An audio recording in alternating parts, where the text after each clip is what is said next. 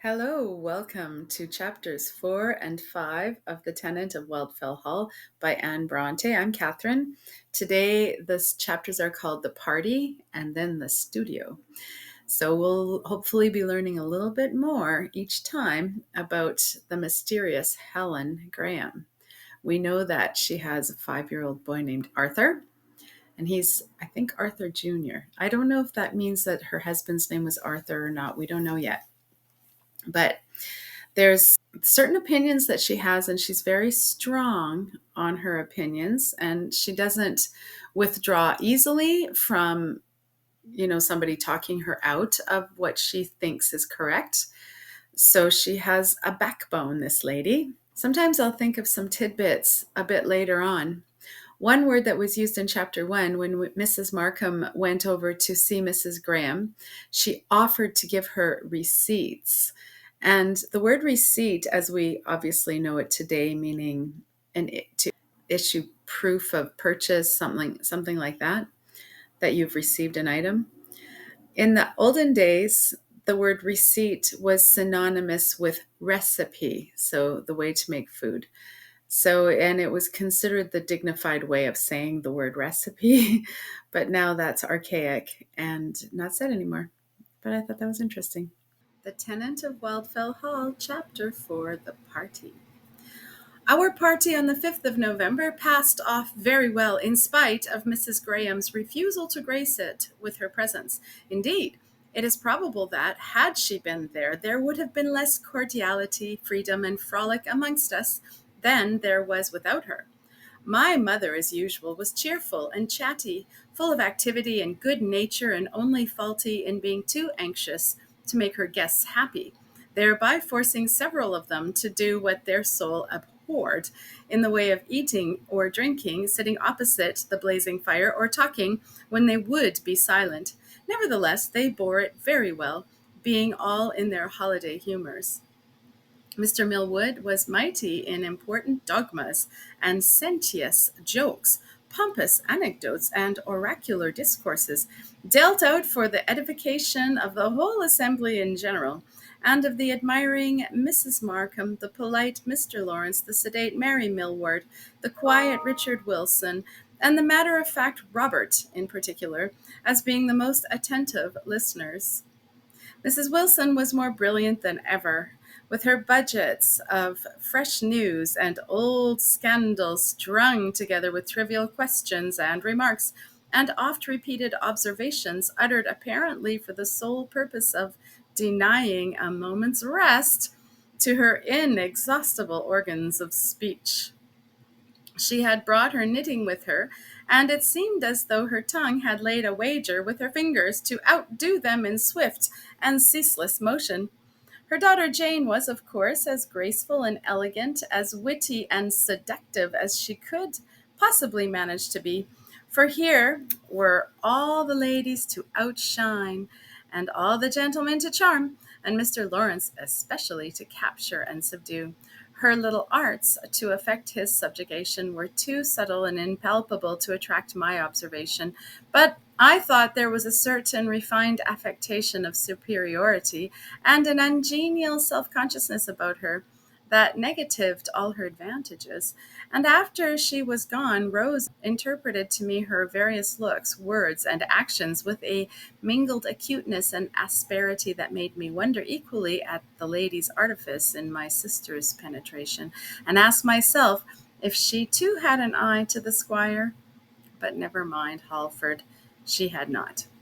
Richard Wilson, Jane's younger brother, sat in a corner, apparently good-tempered but silent and shy, desirous to escape observation, but willing enough to listen and observe, and, although somewhat out of his element, he would have been happy enough in his own quiet way if my mother could only have let him alone, but in her mistaken kindness she would keep persecuting him with her attentions, pressing upon him all manner of viands under the notion that he was too bashful to help himself, and obliging him to shout across the room his monosyllabic replies to the numerous questions and observations by which she vainly attempted to draw him into conversation.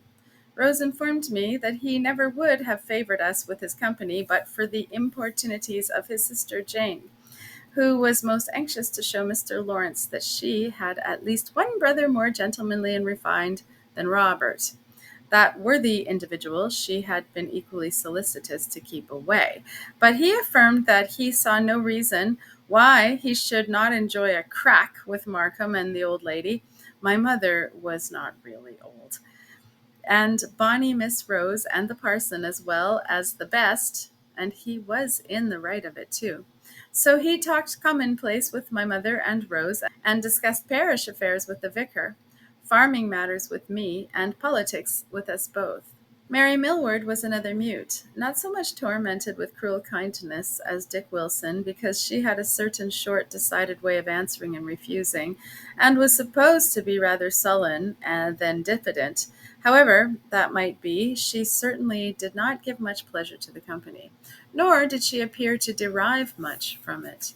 Eliza had told me she had only come because her father insisted upon it, having taken it into his head that she devoted herself too exclusively to her household duties, to the neglect of such relaxations and innocent enjoyments as were proper to her age and sex. She seemed to me to be good-humoured enough on the whole.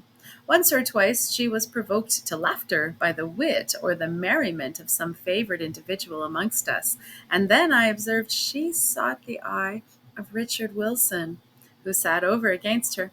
As he studied with her father, she had some acquaintance with him in spite of the retiring habits of both, and I suppose there was a kind of fellow feeling established between them. My Eliza was charming beyond description, coquettish without affectation, and evidently more desirous to engage my attention than that of all the room besides. Her delight in having me near her, seated or standing by her side, whispering in her ear, or pressing her hand in the dance, was plainly legible in her glowing face and heaving bosom, however belied by saucy words and gestures. But I had better hold my tongue. If I boast of these things now, I shall have to blush hereafter. To proceed then with the various individuals of our party, Rose was simple and natural as usual, and full of mirth and vivacity. Fergus was impertinent and absurd, but his impertinence and folly served to make others laugh, if they did not raise himself in their estimation. And finally, for I omit myself, Mr. Lawrence was gentlemanly and inoffensive to all, and polite to the vicar and the ladies, especially his hostess and her daughter, and Miss Wilson. Misguided man, he had not the taste to prefer Eliza Millward. Mr. Lawrence and I were on tolerably intimate terms, essentially of reserved habits, but seldom quitting the secluded place of his birth, where he had lived in solitary state since the death of his father. He had neither the opportunity nor the inclination for forming many acquaintances, and of all he had ever known, I, judging by the results, was the companion most agreeable to his taste. I liked the man well enough, but he was too cold and shy and self-contained to obtain my cordial sympathies. A spirit of candor and frankness, when wholly unaccompanied with coarseness, he admired in others, but he could not acquire it himself. His excessive reserve upon all his own concerns was indeed provoking and chilly enough, but I forgave it, from a conviction that it originated less in pride and want of confidence in his friends than in a certain morbid feeling of delicacy and a particular diffidence that he was sensible of but wanted energy to overcome. His heart was like a sensitive plant that opens for a moment in the sunshine, but curls up and shrinks into itself at the slightest touch of the finger or the lightest breath of wind, and upon the whole our intimacy was rather a mutual predilection than a deep and solid friendship, such as since has arisen between myself and you, Halford, whom, in spite of your occasional crustiness, I can liken to nothing so well as an old coat, unimpeachable in texture, but easy and loose, that has conformed itself to the shape of the wearer, and which he may use as he pleases, without being bothered by the fear of spoiling it. Whereas Mr. Lawrence was like a new garment, all very neat and trim to look at, but so tight in the elbows that you would fear to split the seams by the unrestricted motion of your arms, and so smooth and fine in surface that you scruple to expose it to a single drop of rain. Soon after the arrival of the guests, my mother mentioned Mrs. Graham, regretted that she was not there to meet them, and explained to the Millwards and the Wilsons the reasons she had given for neglecting to return their calls, hoping they would excuse her, as she was sure she did not mean to be uncivil, and would be glad to see them at any time. "But she is a very singular lady, Mr. Lawrence," added she. "We don't know what to make of her, but I dare say you can tell us something about her, for she is your tenant, you know, and she said she knew you a little." All eyes were turned to Mr. Lawrence. I thought he looked unnecessarily confused at being so appealed to. "I, Mrs. Markham," said he, "you are mistaken. I don't, that is, I have seen her certainly, but I am the last person you should apply to for information respecting Mrs. Graham." He then immediately turned to Rose and asked her to favor the company with a song or a tune on the piano. "No," said she, "you must ask Miss Wilson. She outshines us all in singing and music too." Miss Wilson demurred. "She'll sing readily enough," said Fergus, "if you'll undertake to stand by her, Mr. Lawrence, and turn over the leaves for her." "I shall be most happy to do so, Miss Wilson. Will you allow me?" She bridled her long neck and smiled, and suffered him to lead her to the instrument, where she played and sang in her very best style, one piece after another, while he stood patiently by, leaning one hand on the back of her chair and turning over the leaves of her book with the other. Perhaps he was as much charmed with her performance as she was. It was all very fine in its way, but I cannot say that it moved me very deeply. There was plenty of skill and execution, but precious little feeling. But we had not done with Mrs. Graham yet. "I don't take wine, Mrs. Markham," said Mr. Millward upon the introduction of that beverage. "I'll take a little of your home brewed to anything else."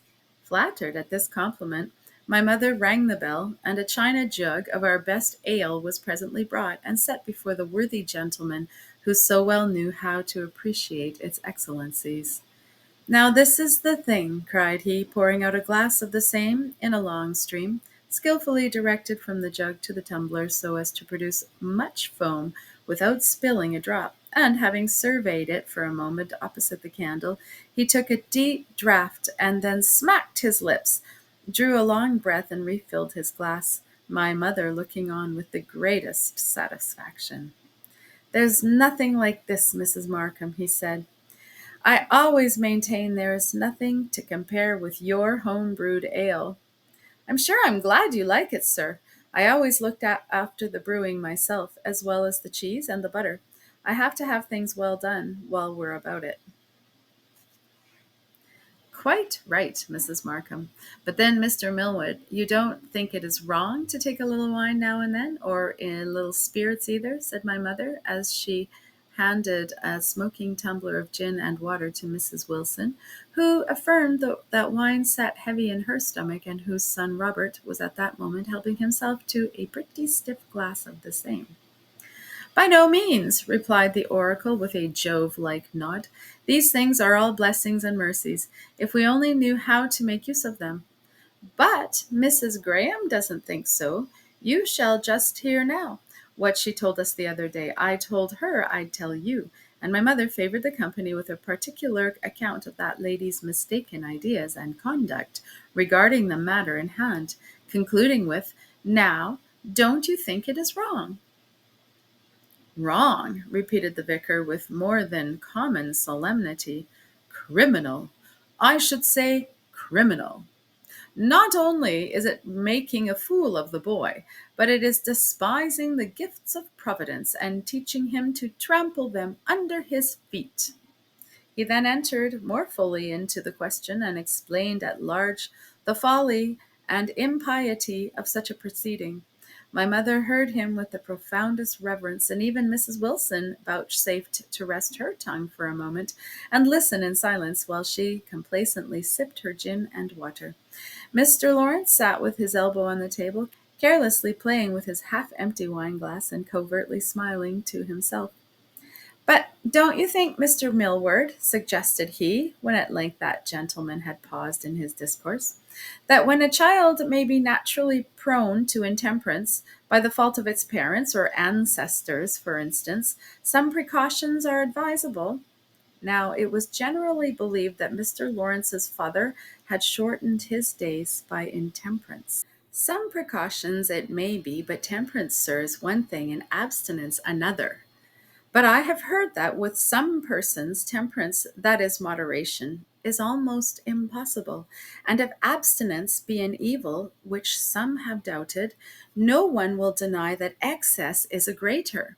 Some parents have entirely prohibited their children from tasting intoxicating liquors, but a parent's authority cannot last forever.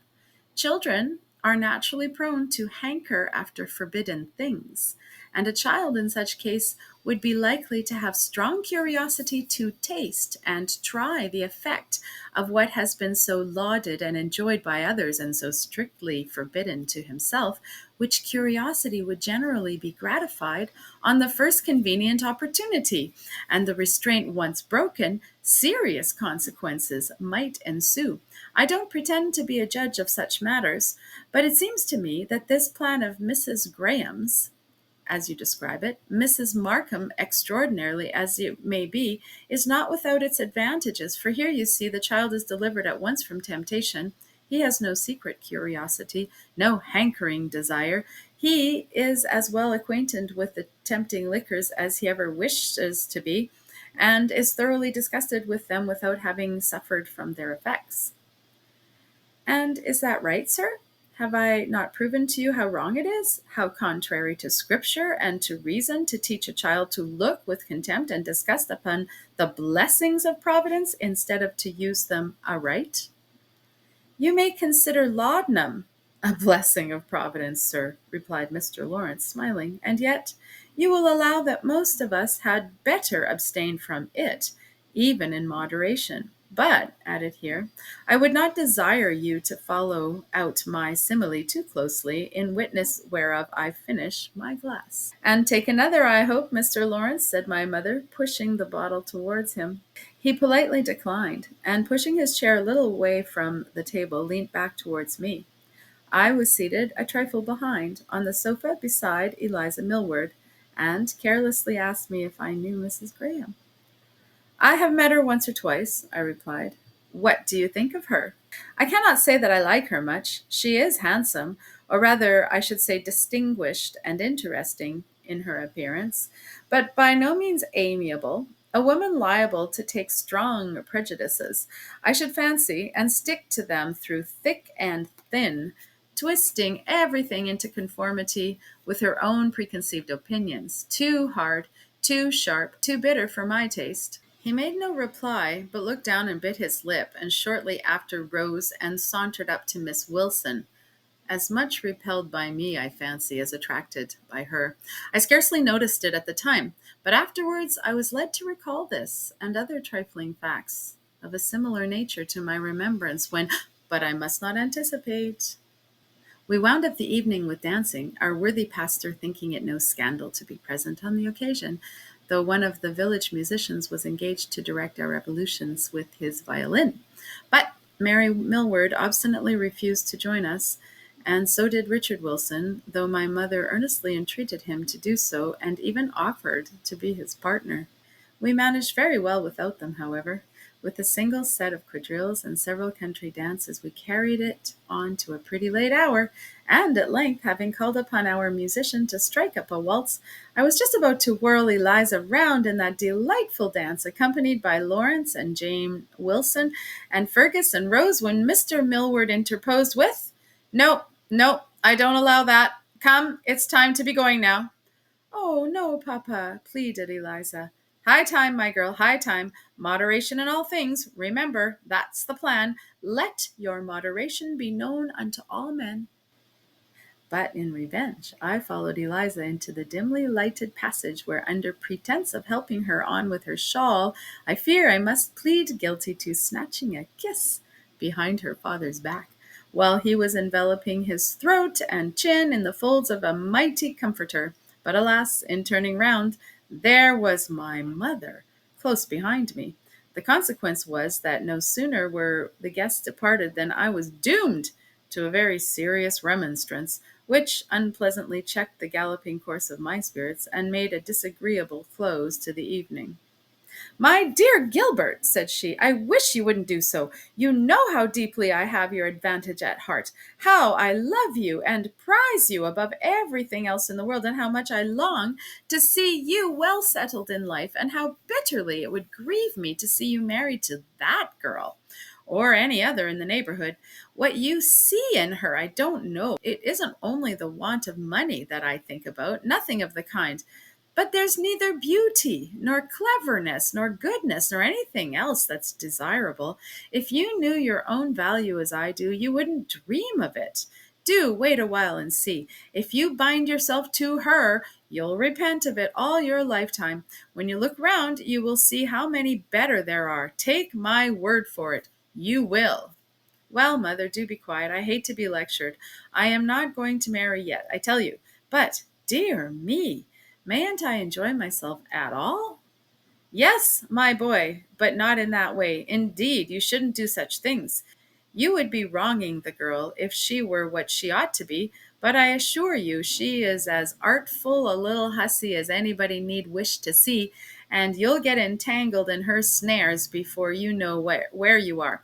And if you do marry her, Gilbert, you'll break my heart, and there's an end of it."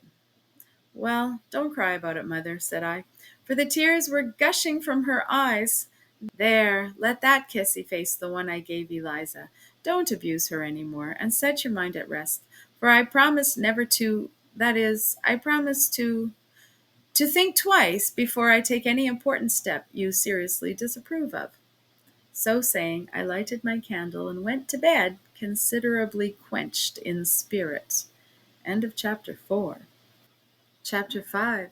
The Studio. It was about the close of the month that, yielding at length to the urgent importunities of Rose, I accompanied her in a visit to Wildfell Hall. To our surprise, we were ushered into a room where the first object that met the eye was a painter's easel, with a table beside it covered with rolls of canvas, bottles of oil and varnish, palette, brushes, paints, etc. Leaning against the wall were several stretches in various stages of progression, and a few finished paintings, mostly of landscapes and figures. "I must make you welcome to my studio," said Mrs. Graham. "There is no fire in the sitting room today, and it is rather too cold to show you into the place with an empty grate."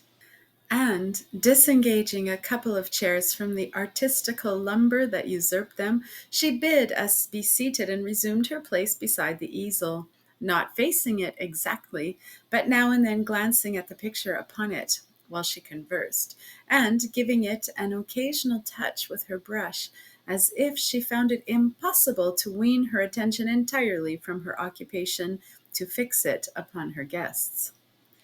It was a view of Wildfell Hall, as seen at early morning from the field below, rising in dark relief against a sky of clear silvery blue, with a few red streaks on the horizon, faithfully drawn and colored, and very elegantly and artistically handled. "I see your heart is in your work, Mrs. Graham," observed I. "I must beg you to go on with it, for if you suffer our presence to interrupt you, we shall be constrained to regard ourselves as unwelcome intruders." "Oh, no," replied she, throwing her brush on to the table, as if startled into politeness. "I am not so beset with visitors, but that I can readily spare a few minutes to the few that do favor me with their company." "You have almost completed your painting," said I, approaching to observe it more closely and surveying it with a greater degree of admiration and delight than I cared to express. "A few more touches in the foreground will finish it, I should think. But why have you called it Fernley Manor, Cumberland, instead of Wildfell Hall, Shire?" I asked, alluding to the name she had traced in small characters at the bottom of the canvas. But immediately I was sensible of having committed an act of impertinence in doing so, for she colored and hesitated.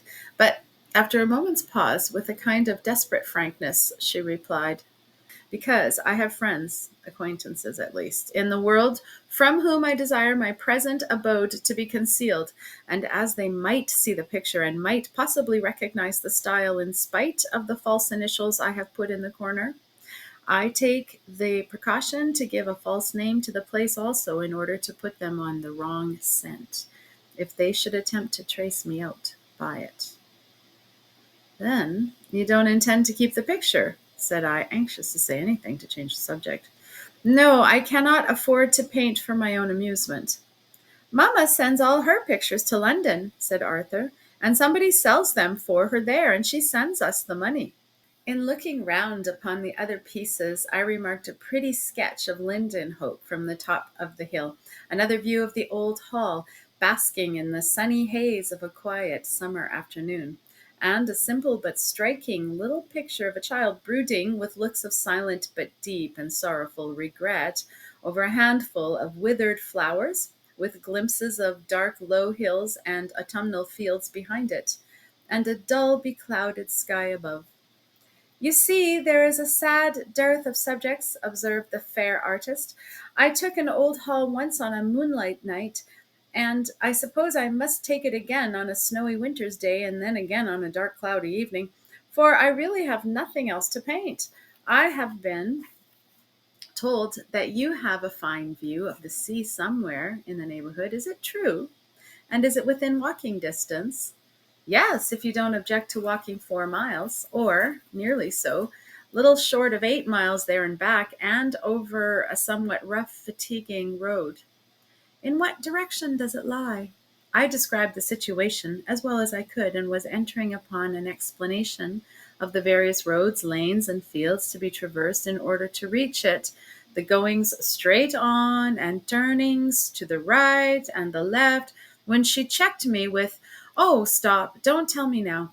I shall forget every word of your directions before I require them. I shall not think upon going until next spring, and then perhaps I may trouble you. At present, we have the winter before us," and she suddenly paused with a suppressed exclamation, started up from her seat, and saying, "Excuse me one moment," hurried from the room and shut the door behind her. Curious to see what had startled her so, I looked towards the window, for her eyes had been carelessly fixed upon it the moment before, and just beheld the skirts of a man's coat vanishing behind a large holly bush that stood between the window and the porch. "It's Mamma's friend," said Arthur. Rose and I looked at each other. "I don't know what to make of her at all," whispered Rose. The child looked at her in grave surprise. She straightway began to talk to him on different matters, while I amused myself with looking at the pictures. There was one in an obscure corner that I had not observed before. It was a little child seated on the grass with its lap full of flowers, the tiny features and large blue eyes smiling through a shock of light brown curls, shaken over the forehead as bent upon its treasure, bore significant resemblance to those of the young gentleman before me, to proclaim it a portrait of Arthur Graham in his early infancy. In taking this up to bring it to light, I discovered another behind it, with its face to the wall. I ventured to take up that too. It was the portrait of a gentleman, in the full prime of youthful manhood, handsome enough, and not badly executed, but if done by the same hand as the others, it was evidently some years before, for there was far more careful minuteness of detail, and less of that freshness of coloring and freedom of handling that delighted and surprised me in them. Nevertheless, I surveyed it with considerable interest.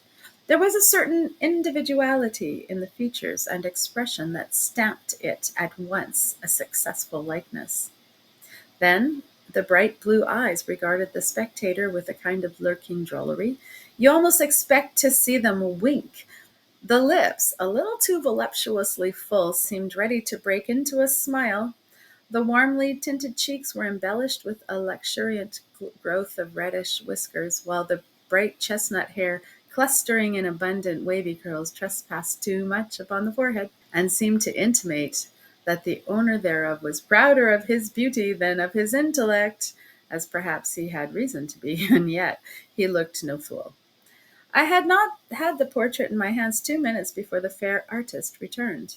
"Only someone come about the pictures," said she, in apology for her abrupt departure. "I told him to wait."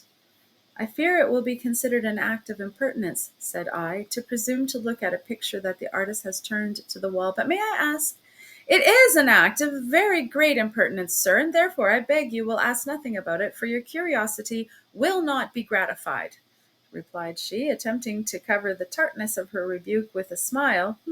But I could see by her flushed cheek and kindling eye that she was seriously annoyed. "I was only going to ask you if you had painted it yourself," said I, sulkily resigning the picture into her hands, for without a grain of ceremony she took it from me, and quickly restoring it to the dark corner with its face to the wall, placed the other against it as before, and then turned to me and laughed. But I was in no humor for jesting.